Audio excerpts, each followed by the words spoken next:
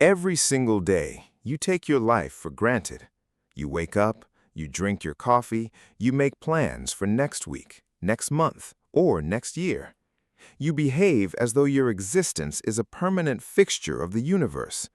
But beneath that comfortable illusion lies an absolute, inescapable biological truth. Eventually, your heart will beat for the very last time.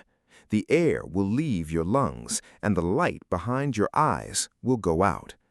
To us, this is the ultimate end, the final boundary. It is the one experience that every single human being who has ever lived or ever will live must face alone. And yet, we spend almost our entire lives trying not to think about it. We hide it behind hospital curtains. We speak about it in hushed tones. We pretend that if we don't look directly at it, it won't happen. But from a purely physical and biological standpoint, death is not what most people think it is. We tend to view death as an instantaneous event, a single moment where you cross a line. 1 second you are here, and the next you are gone. But modern science is beginning to reveal a much stranger, much more unsettling reality. Death is not a cliff, it is a process, a slow, coordinated, and highly active transition. When your heart stops, your brain does not simply shut down. In fact, in those final moments of life, something extraordinary happens inside your skull, which raises a question that has haunted humanity since the dawn of consciousness. Where do you actually go when you die? Most people believe the answer to this question is simple. When the body stops working, the brain starves of oxygen, and everything just turns off. Like pulling the plug on a television set. The screen goes black, the sound cuts out, and the machine becomes silent. But this explanation has always been incomplete. If death were merely a passive shutdown, then the brain should become quiet the moment blood stops flowing. It should simply fade away. But that is not what scientists see when they look closely. For decades, the medical definition of death was straightforward. Clinical death occurred when there was no longer a heartbeat and no longer respiration. But this definition was created before we had the technology to look inside the active, dying brain. When a person's heart stops, their clinical signs of life disappear. Their blood pressure drops to zero. Their reflexes vanish. To any observer, they are gone. Yet deep within the neural pathways, the brain is not behaving like a dying machine. It is fighting. It is communicating. In some cases, it is experiencing a burst of highly organized activity that defies our basic understanding of what it means to be unconscious. If death is supposed to be the end of experience, why does the brain suddenly mobilize its final reserves of energy in its final seconds? Something else is happening in that gray zone between life and death. And the closer scientists look, the more complicated that zone becomes. In 2022, a team of doctors was treating an 87-year-old patient who suffered from epilepsy. They had him connected to an electroencephalogram, or EEG, to continuously monitor his brain waves. Then, unexpectedly, the patient suffered a fatal heart attack while the machine was still recording. For the first time in human history, scientists accidentally captured the detailed brain activity of a dying human being at the exact moment of death. What they expected to see was a gradual decline in electrical signals, a slow, quiet descent into nothingness. Instead, they saw something that shocked the scientific community.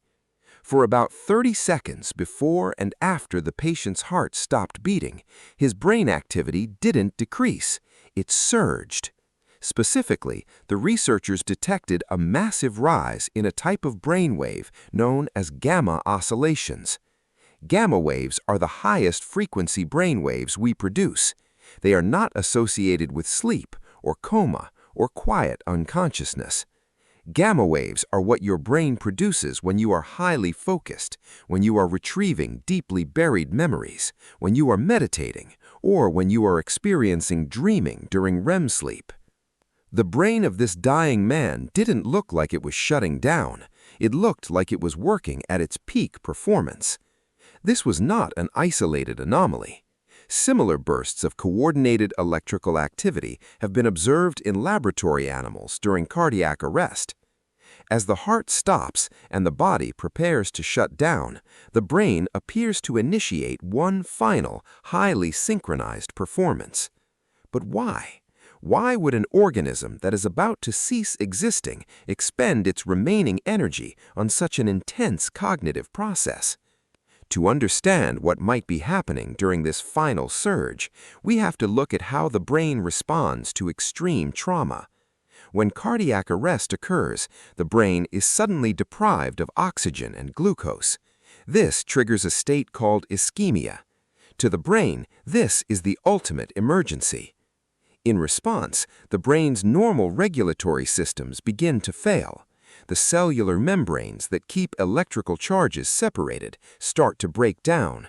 This leads to what neuroscientists call a spreading depolarization, sometimes referred to as a brain tsunami. A massive wave of electrochemical energy sweeps across the cerebral cortex. As this wave travels, it triggers a catastrophic release of neurotransmitters. Your brain is suddenly flooded with a massive cocktail of chemicals. Dopamine, serotonin, noradrenaline, and endorphins are released in quantities far beyond anything experienced during normal life.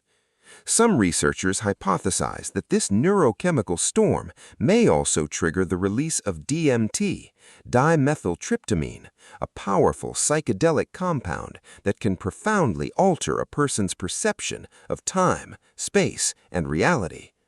If this is true, it means that the transition into death may not be characterized by a dark, empty void.